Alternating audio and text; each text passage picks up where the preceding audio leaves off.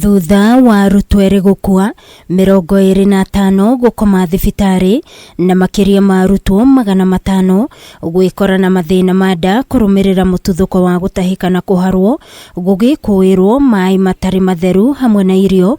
Undu uyu ni ucungireirie thukuru wa airitu wa Sacred Heart Mukumu kuhingwo kwa ihinda ria mweri umwe.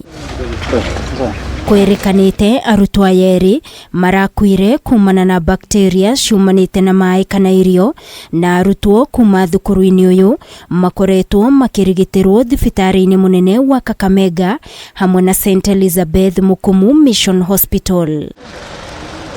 Akiaria thutha wa thukuru uyu kuhingwo, murugamiriri munene wa githomo gicigo-ini giki gia ithwiro Jared Obiero augite matacukitie ikinya riri niguo kuhekanya maabitha a ugima wa mwiri gutafanio thuthuria wigi niki kiracungireirie thina uyu. We have learned that in April last year we also had a similar situation, so we need now to sit down strongly with our partners, the county government specifically, and the leadership of the county, who have also come strongly, and we've had a very good meeting that we've gotten proper directions.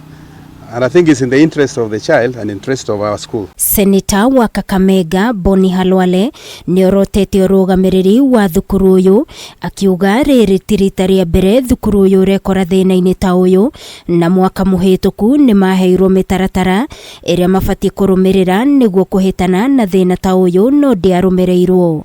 Akiuga na mai maria mahuthagirwo thukuru-ini uyu ni makuma kambuni ya Lake Victoria na mangi magutheruka handu. We would like to give condolences to the families of those two students who have left us, and we want to wish speedy recovery for those ones, like there is one in the ICU and the other ones who are not well. We want to assure them they are in our prayers. The school is going to stand with them. The government is going to stand with them. They investigated the issue last year, made findings, made recommendations, but those findings were not acted upon, and this is why this has recurred.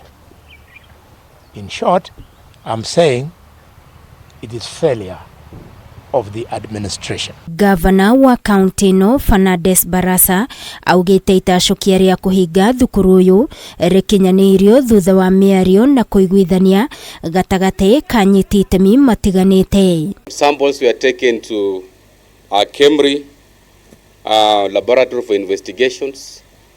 As at now, we are still waiting for the culture results so that we can establish the root cause, especially getting the medical cause of the situation here.